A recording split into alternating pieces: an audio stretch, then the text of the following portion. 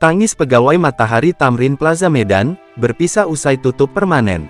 Tengah beredar sebuah video yang memperlihatkan momen sedih yang dialami oleh pegawai Matahari Tamrin Plaza Medan. Melansir akun Instagram @dating122, pada Kamis tanggal 3 April tahun 2025, dijelaskan bahwa Matahari Tamrin Plaza resmi ditutup pada Selasa tanggal 1 April tahun 2025. Tampak, puluhan pegawai saling berpelukan berusaha menguatkan satu sama lain.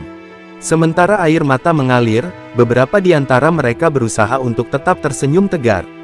Para pegawai berseragam merah itu berusaha untuk menikmati momen kebersamaan mereka yang mungkin akan jadi yang terakhir. Kini video tersebut pun viral dan diunggah ulang dalam banyak akun di media sosial. Warganet yang menyaksikan momen pilu itu pun lantas ramai memberikan komentar. Melansir akun Instagram @tamrinplaza, dijelaskan bahwa penutupan gerai Matahari tersebut merupakan bagian dari perubahan yang dilakukan pihak mall. Ditambahkan bahwa pihak mall akan segera mengumumkan konsep retail terbaru yang akan diterapkan. Sebagai informasi, Tamrin Plaza merupakan salah satu tempat perbelanjaan tertua di Medan. Melansir wikipedia.com, Tamrin Plaza telah berdiri sejak tanggal 23 September tahun 1989.